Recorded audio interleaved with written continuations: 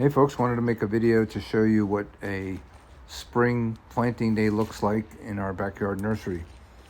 We of course ordered plants over the winter. You need to order them many months in advance usually to make sure you can get what you want. Then the day comes and they start to arrive. So we had 3 large shipments this year of plants. This was the largest, and it consisted of various spruce trees, azaleas, rhododendrons, some Viburnum, also Forsythia, Euonymus-Burning Bush, and several other plants. So we were very ambitious this year, and it's really fun to see them come in. And of course, sometimes you can overorder a little bit and run into some difficult weather. That's what happened this year, and we've had a lot of rainy weekends. And as much as we planned to plant everything, we've gotten way behind, and now it's time to play catch up. So we do work during the day most days, and coming home at night, planting for a couple hours, planting when we can on the weekends, putting up tarps, planting under tarps, trying to avoid the rain. But it's still fun to open them. We got some beautiful plants this spring, and look forward to showing you a couple of glimpses into how they get planted and what it all looks like when it's finished. So continuing with opening up boxes from your growers and what to expect, we've been going through some of these boxes and to give you an idea what they look at. We've taken some plants already out of this one, but this is how small Norway spruces come, and they're bundled up usually in 20 or 25 bundles. You can see how they're packed with paper that's kept wet. We can keep these a few days like this as long as we keep the roots wet. You really don't want to get the plants wet, but you want to keep these roots nice and damp, keep the plastic over them, and get them planted as quickly as possible.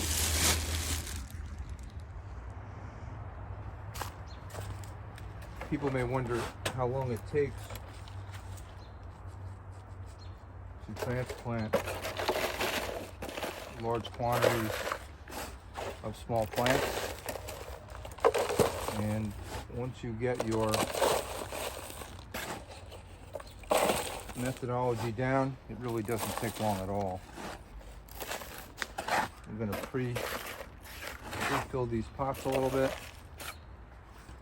I'm going to take 6 plants, pop them out of their 4x4 cubes. 4,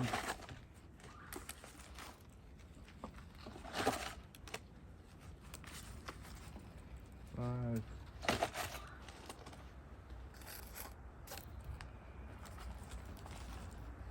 6.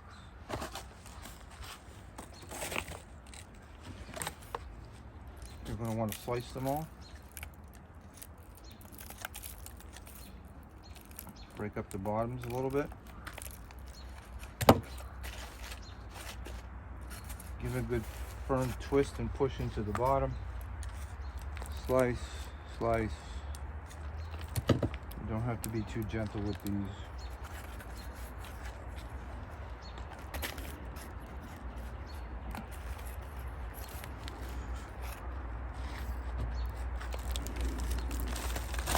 You want to always be careful to watch where the crown of the dirt is and the bottom of the plant and the beginning of the roots.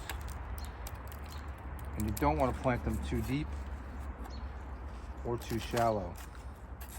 Underfilling the pot is going to leave you with a plant without enough dirt, and overfilling is going to leave a plant without that little bit of a rim to hold some water in. When you get a good rain or a good watering, you don't want all the water to run out the sides and off the top of the plant. So you want to leave 1/4 to 1/2 of an inch at the top. We've got this opened up. Push it down. You never want to leave air space in a pot next to roots. That's why you are firm and water well when you're finished.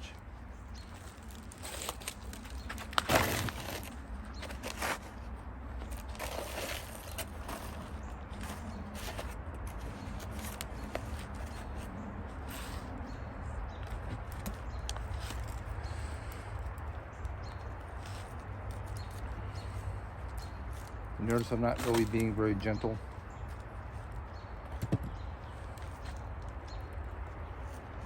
You don't want the roots to continue to grow in a circle and a circle and a circle around the plant. You want to let it use this bigger pot that it's going to have now and grow some more roots. Whoa.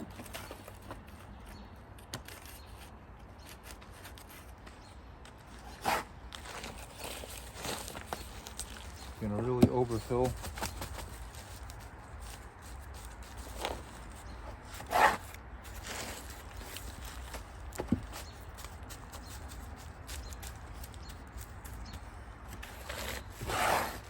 And you're always going to think that you've filled enough until you give these a good watering. And then you're going to realize you've got not quite enough dirt in there. So depending on how much your soil compacts and how dry it is,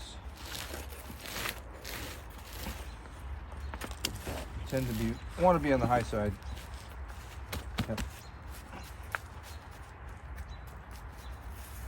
So that one looks like it's filled to the top, but after I water it, it will not be.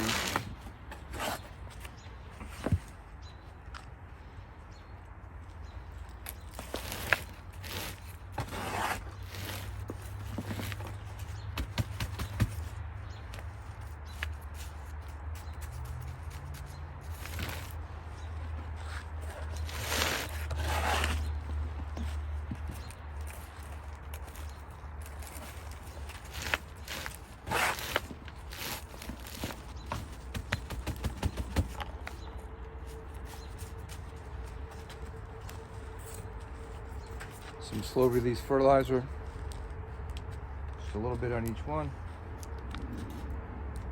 These already have some slow release fertilizer in them from the grower, so don't want to overdo it. And that's it, 6 plants. Some of the plants are even easier to plant than others. For example, these gray mound junipers, which will become low ground following junipers that grow in a little bit of a mound, kind of a rock garden plant or a low growing shrub. They really are not so root bound, and all you need to do really is just break them up a little bit and push them in.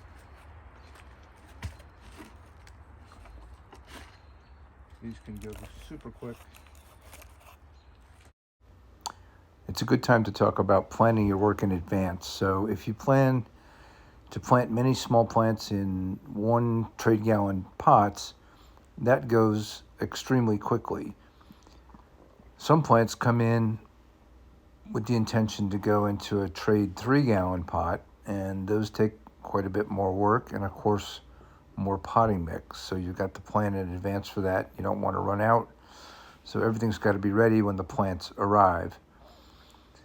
Sometimes plants come in larger than expected. So we had some white spruce and some Forsythia and some Euonymus that came in extra large, larger than expected. But we were prepared and planted those in 5 gallon pots because they'll be able to be sold in a year or two as larger plants because they came in so very large.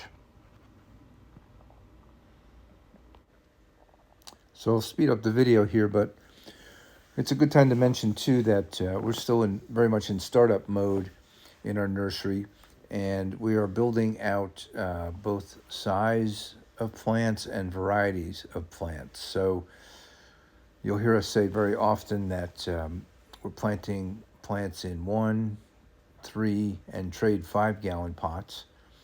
When we can plant directly into a 5 gallon pot, we might do that because we'll have a larger plant sooner.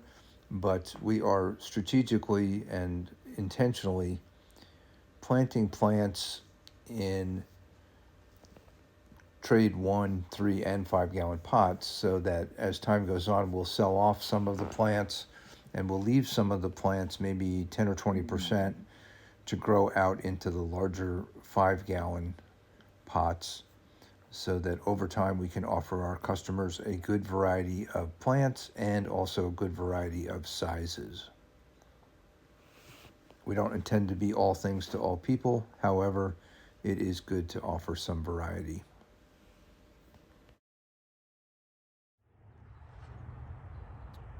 To wrap up our spring planting, today's May 6th, and despite several very rainy weekends, everything that we've ordered for this spring has been planted. We've got 100 Forsythias, 100 Euonymus-Burning Bushes. We've got Arrowwood Viburnum, Mugo Pine, a couple of hundred Rhododendron and Azaleas in different colors, some small spruce trees, and we've got some junipers and bird's nest spruce in 1-gallon containers growing. We've got some Spirea that was planted this year, 5 different varieties, 100 of each. We've got some beautiful white spruce that were planted. Some came in really large and they went right into 5-gallon pots. They look excellent. More blue spruce, the cherry laurels or skip laurels that we showed you before, another 100 Norway spruces, and then we planted about 300 Arborvitaes this spring. Our total planting was very ambitious this spring, and we planted over 3,000 plants. So where you see those emerald green Arborvitaes there, that's where our plantings, about where they ended last fall, and beyond that is about another 3,000 plants. So even with all the weekend rain and different challenges that come about when you're still working and starting a nursery, we got this done. A lot of nights after work, bringing in some extra help, and spring planting is complete. Thanks for watching. I hope to give you some more video in the coming weeks and show you what we do now through May and June, and keep you up to date as to how you might manage a nursery in your own backyard. Thanks, folks.